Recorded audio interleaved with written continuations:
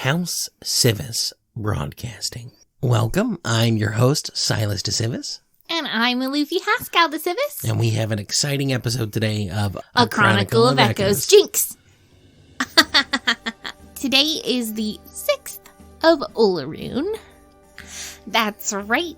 We are going to be talking about Crystalfall. That's happening this upcoming week. It's going to be really exciting. We do have a previous winner of the ice sculpting contest, which is really exciting. We have a handful of Alufi's asks, and we've got some news articles. And while Sylas here is jinxed, I just want to say that I really appreciate everybody that listens. And hi, Dad, I miss you. I love you. And also, everybody who listens, you're super cool. And I also want you to know that, here's the intro music.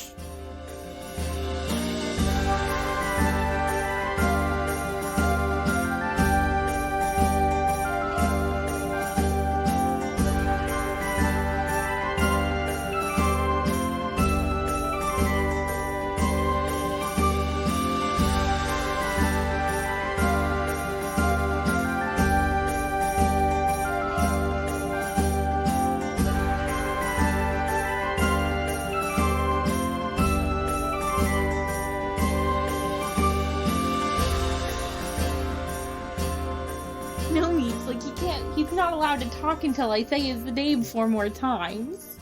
Isn't it? No, I know. Oh, the music's done. It's your go, isn't it? You have to do the news. Sylas. Thank you for that delightful game that you've started. I want you to know, I didn't think we were going to do that on airwaves. I thought there were specific rules, but now that I know there's not, host help you. I welcome the challenge. So, we should start with some news. We've got quite a bit happening today, and a few announcements that have been given to us by the city itself, and we should go ahead and start there. Oh, okay. Captain Larinard of the Hall of Steel and Clouds would like to remind Gawkers that staring excessively at a Denieth training ground is considered an attempt to steal trade secrets. He would also like to remind Gawkers that although the personnel of the Hall are technically not on duty, catcalling and flirting is intensely unwelcome and unprofessional. An official warning has been posted on all entrances to Lyrandar Tower that the next group to spend more than 5 minutes watching the training ground for their own amusement will be used as targeting practice until they leave. That seems a little harsh. A little bit excessive, but as somebody who has never been catcalled in her life, I get it. Well, I'm not sure what to do with that information. Let's go to the next announcement that we have. This next one comes from the Sharn Watch. The Sharn Watch would like to remind all Chandlers that the sale of red candles is forbidden by law. Any found selling these will be fined 20 Galifar per item found on their premises. Is it Chandler? I always thought it was Candler and the Age was silent. That feels Chandelier? It feels weird. That is a weird word. Chandler. I thought it was just Chandler. It might be. Shanley? It's Is it supposed to be like... You're the wordsmith. I would expect you to know.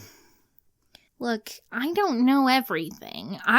My degree is very specifically in ancient giant vocabulary and not in...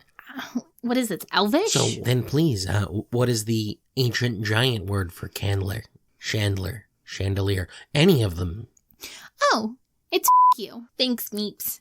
Well, I didn't think we were going to use up our swear that early in the episode, and I didn't expect it to be you over candles. Let's go ahead and jump to the next article, shall we? You know what? I'll take it. It's the Sharn Inquisitive one, so I'll take it from here. Of course. This next article comes from our partners at the Sharn Inquisitive. We have recent news reports from the Mrorholds out of Frostmantle. Recent earthquakes in the area have raised concerns about a possible volcanic eruption.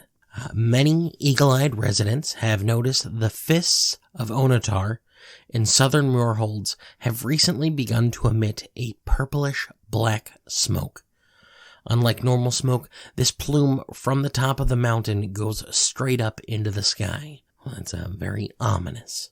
According to Jalek Bentrell, the Sharn Inquisitive Moorhold correspondent, dwarven communities in the south have begun buttressing their underground structures. According to the report, the recent series of earthquakes have been mostly mild, up until one last far that knocked down wooden structures. For our uninformed listeners, the Fist of Onatar volcano is one of the largest mountains in the Iron Root mountain range. It is sacred to followers of Onatar, and the dwarves there prevent anyone from getting close. They have frequent issues with prospectors coming in to get dragon shards, as well as adventurers trying to prove their merit. And of course, tremors are common there, but these series of tremors with the smoke seem to be giving everyone serious concern. I hope everything is all right. Purplish smoke? I don't know, that doesn't feel very volcanic to me. Isn't it normally like white smoke that comes up from volcanoes? Well, I mean, it's probably magical in nature, I would assume. But why would it be magical in nature? If it's just the Fist of Onatar, it would be celestial in nature of some form, or possibly draconic in nature, depending on your views of the sovereign. But I don't feel like it would be purple. What if it's the kyber shards that are located there being melted in the volcano and releasing it? Is that how that works? Can you melt kyber shards down? I have no idea. I've never dealt with Because I thought they were volcano. just like gemstones. You can't melt a gemstone. I don't know anything about it. I've been there once, and I honestly have no idea how volcanoes work. If you or a loved one happens to be some form of geologist or someone who could tell us a little bit more on if you can melt down kyber dragon shards or what purple smoke means when it comes to volcanoes, we would love to hear from you. Not only that, but if you are a geologist, if you'd like to send some rock samples along, I greatly appreciate that.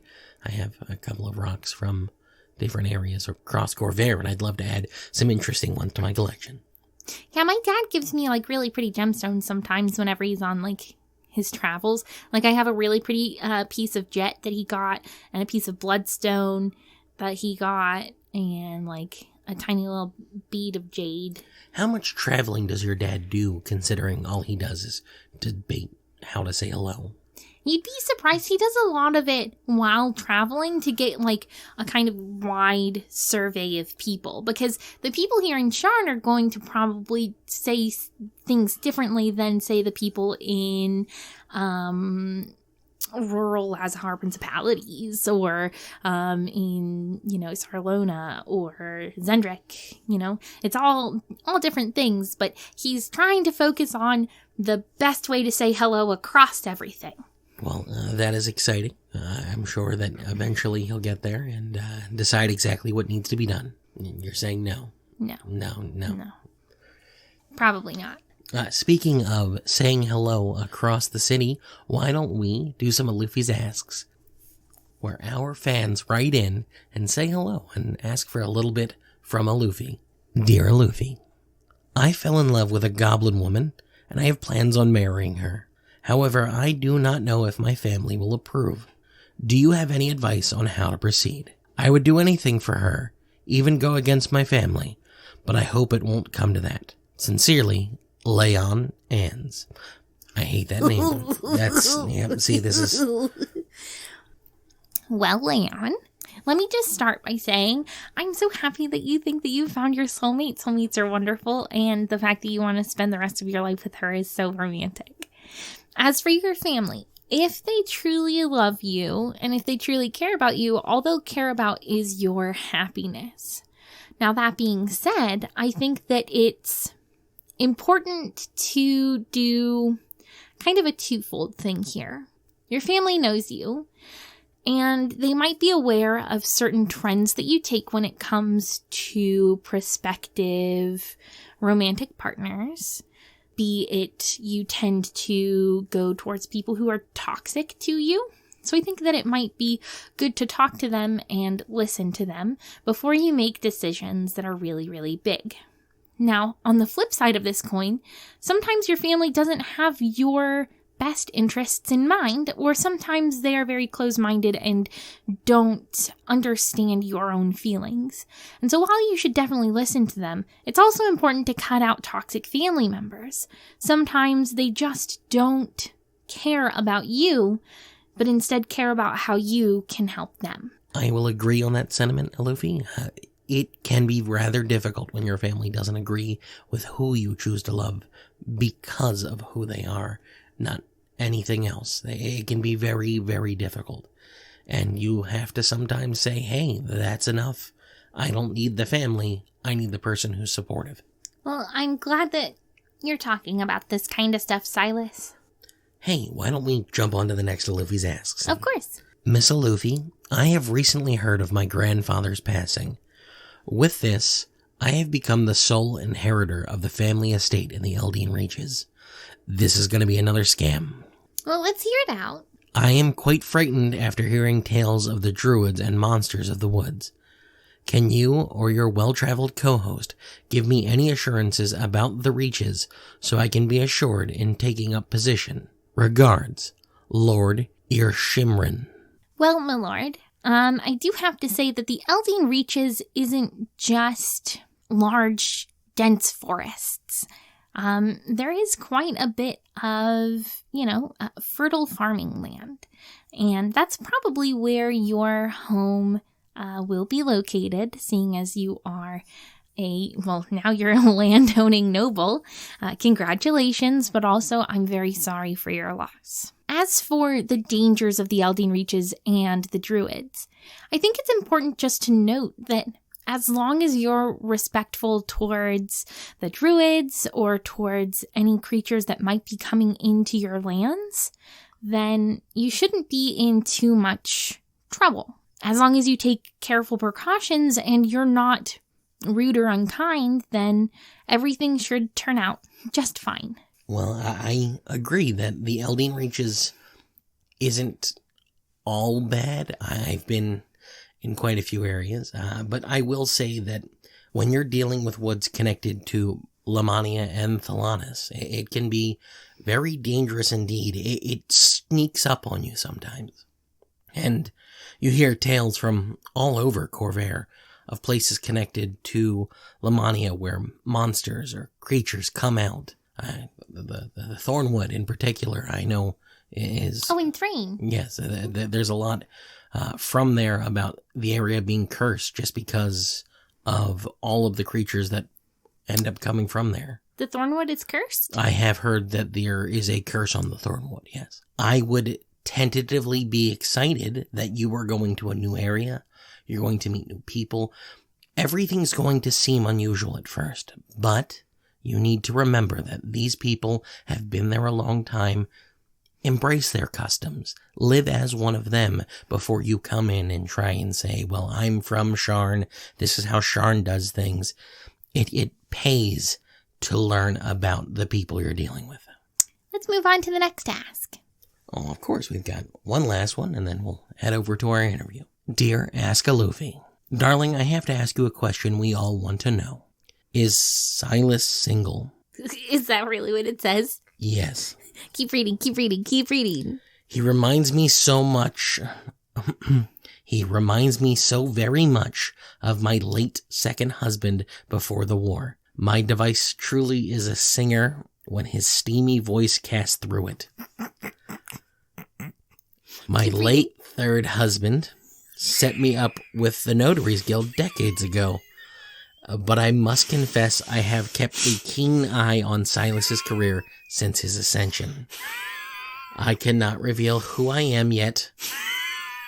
My dear fourth husband's family would be appalled if they knew I was set on dating him only in the grave these 6 years. But do pass along my regards to Sylas and this key. I'll be waiting. You know what? Sultry and Civis. Which one of the two of you put that one through? That's a step too far. I want you to both know that is a step too far.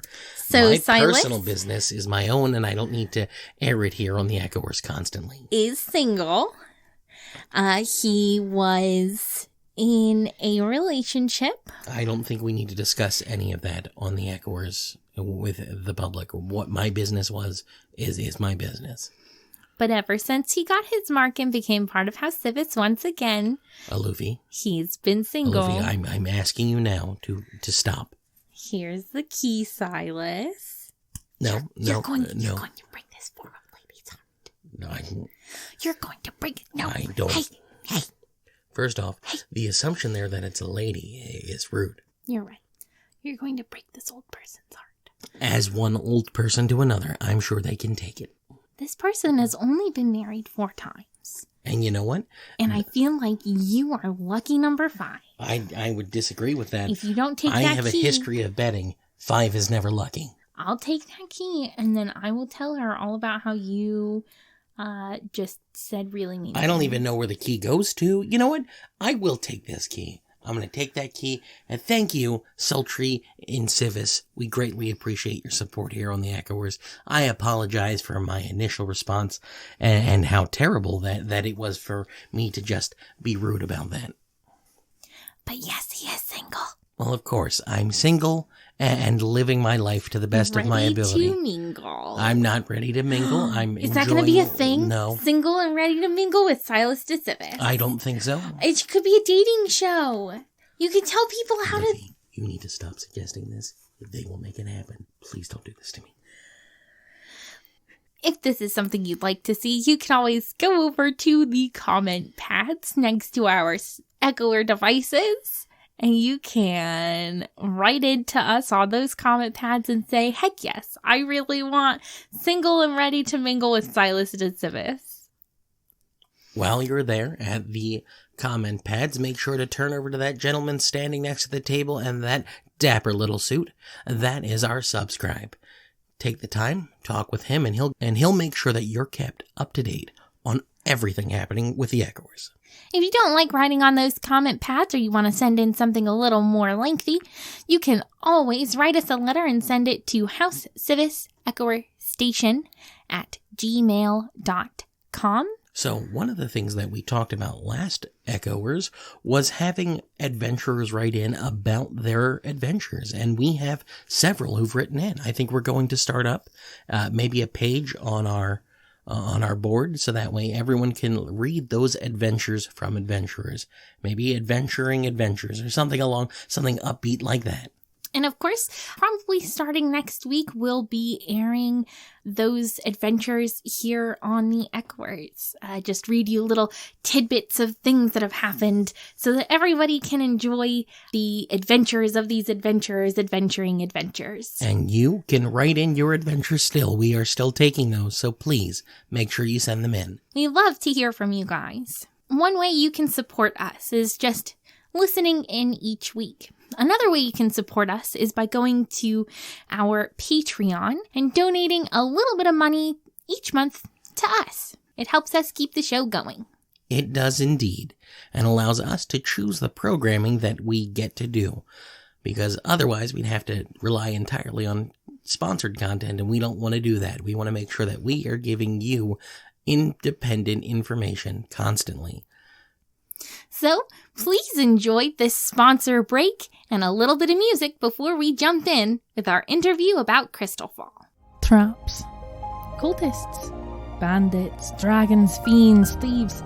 There are hundreds of things you can encounter, desperate to take anything they can from you, and each and every day you fight back against them all to just wake up and do it again. Wouldn't you like to know some small piece of your life is safe? When you live each day with danger and threats around every turn, from wards to vaults, House Kandarak has everything you need.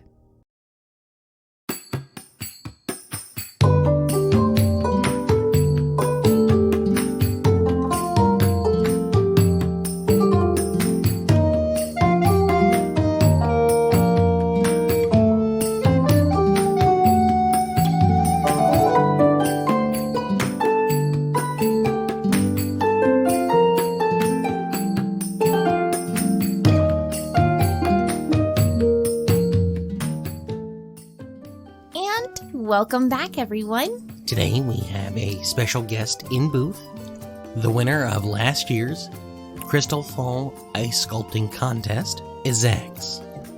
It's Izax. Ah, yes, that's what I said, Izax. Izax. I-Z-A-X, Izax. Izax. Izax. You're saying it really weird. It must be just a difference of... No, I'm pretty sure you're saying it kind of weird. It's probably my accent. I mean, I guess. If I'm expected to learn Common and speak Common as well as I do, I should expect you to at least be able to say my name properly. That's fair. And for our listeners, you are a... Lizard folk. Okay, because, it sometimes is hard to identify a lizard folk as compared to a dragonborn. So I just wanted to make absolutely certain. We're completely different. Yes, I understand, but... No, you can't just say, it's hard to tell a lizard folk from a dragonborn. This interview is starting off on the wrong foot. I just need you to know that, Mr. Civis. Disservice. Yes, it is a disservice that I'm being treated this way. Is Axe? Did I say it right? Passable. Okay. Why don't you just give us a little bit of a history lesson as to what Crystalfall is? Oh, that's a good idea. This is the 80th anniversary of Crystalfall this year. Yeah, so, everybody knows about the last war. And so, 918, I think, is on the Knights of Olarune.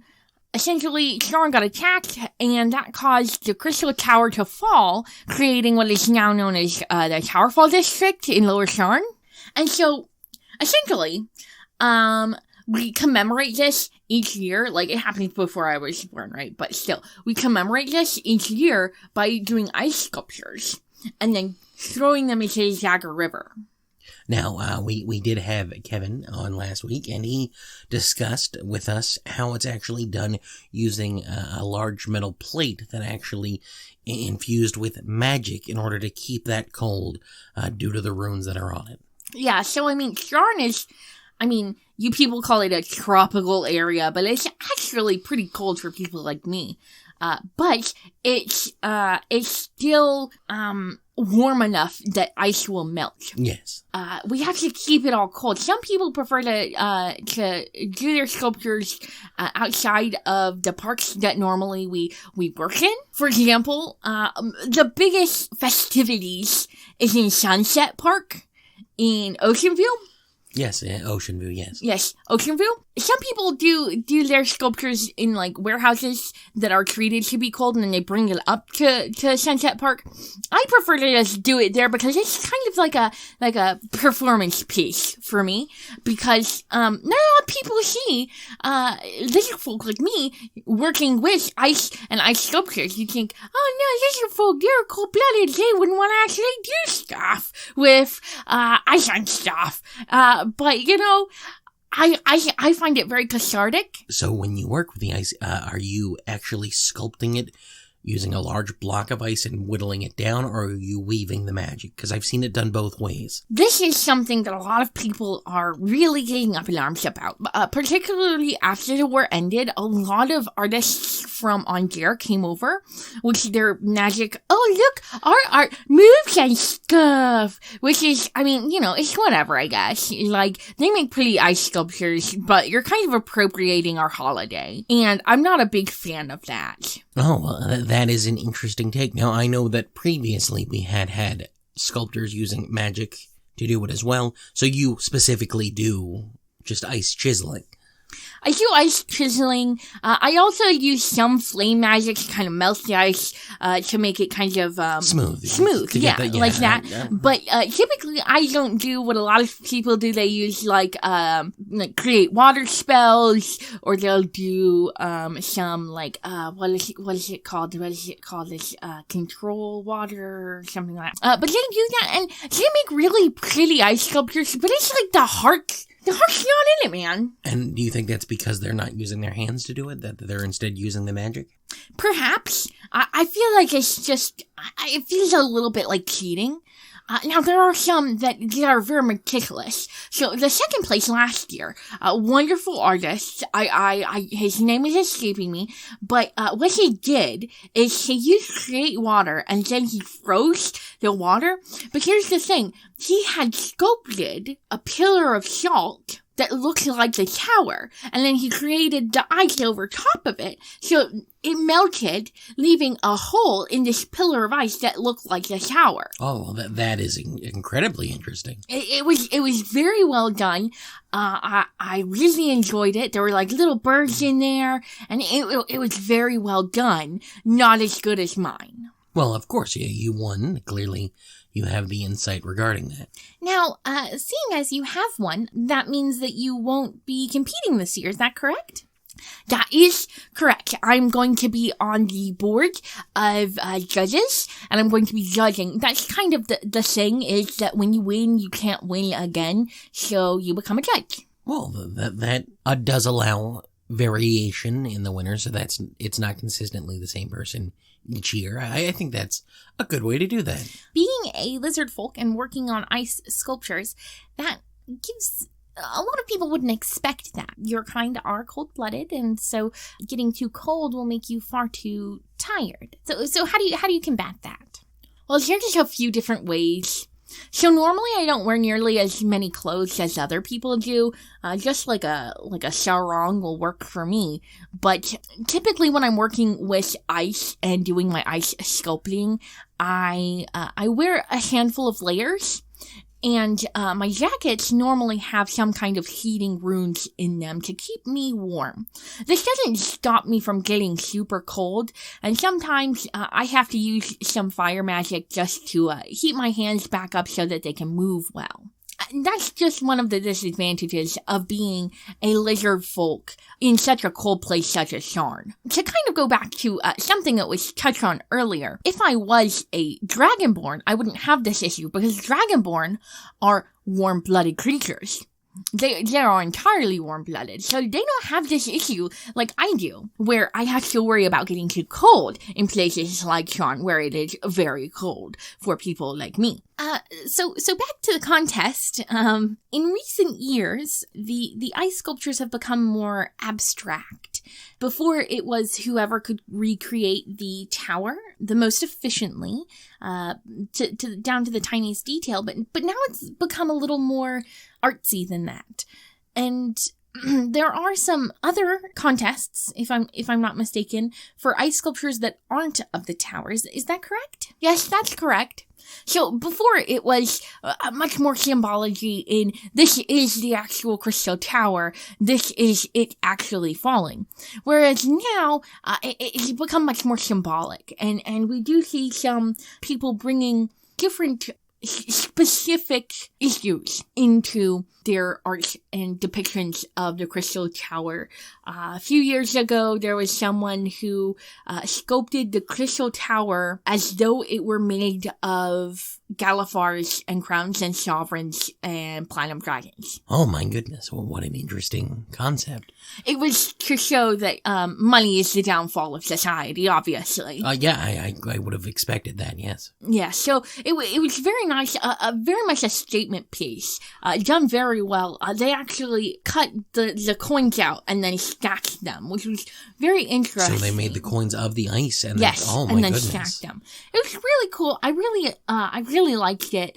It didn't end up winning, and I think it's because of the social commentary that was introduced there.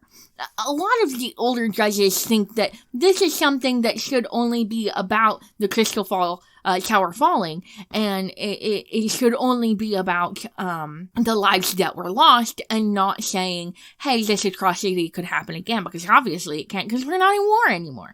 Which isn't something I necessarily agree with as someone who is seen as a second-class citizen here in Sharn. I have noticed the Crystalfall celebrations over the last 70 years have slowly moved away from the negative connotation into more of a festive air.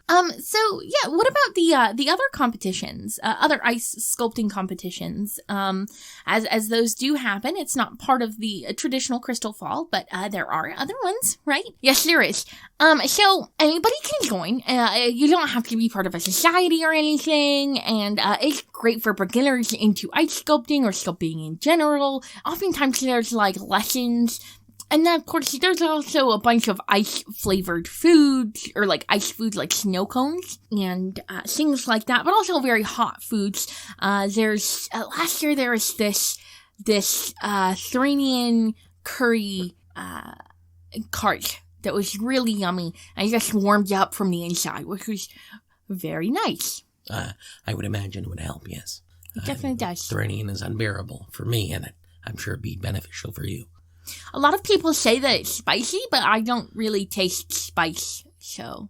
Really? No, that isn't. You know what? We'll cover that another time. I don't think we have time to get into what your tongue can and cannot taste. I've got questions for a day. I don't encounter many lizard folk in my day-to-day.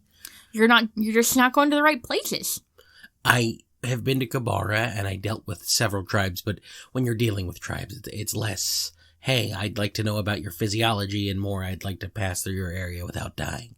That makes sense, yes. A lot of my kind in Kubara are definitely still very tribal, and there's nothing wrong with that, and it's super cool. My grandfather came to Sharn from Kubara, so, you know, that's how it is. But no, you know, maybe you should come down to some of the bars that we have in Malian's Gate. Well, you know what? That sounds like it'd be a good time. I would absolutely enjoy going to a bar. I have heard that you do enjoy imbibing in alcohols. That is. Have you ever had lizard folk alcohols? I didn't know there were lizard folk alcohols. It's mostly bugs.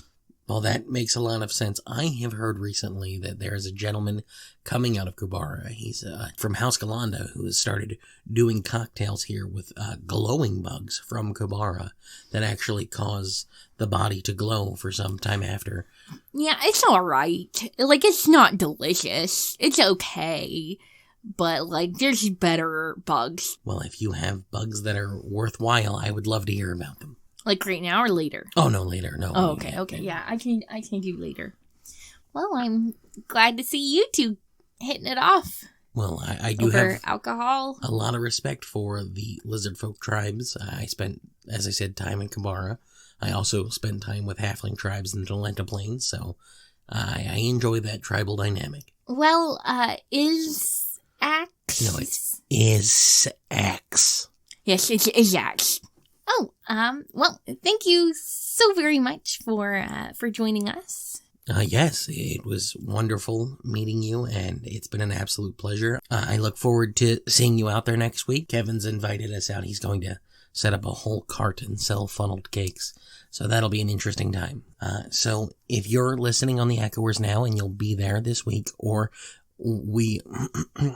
So if you are going to be there working on an ice sculpture this week, send us a painting. Send us a portrait of that ice sculpture. We'd love to see it.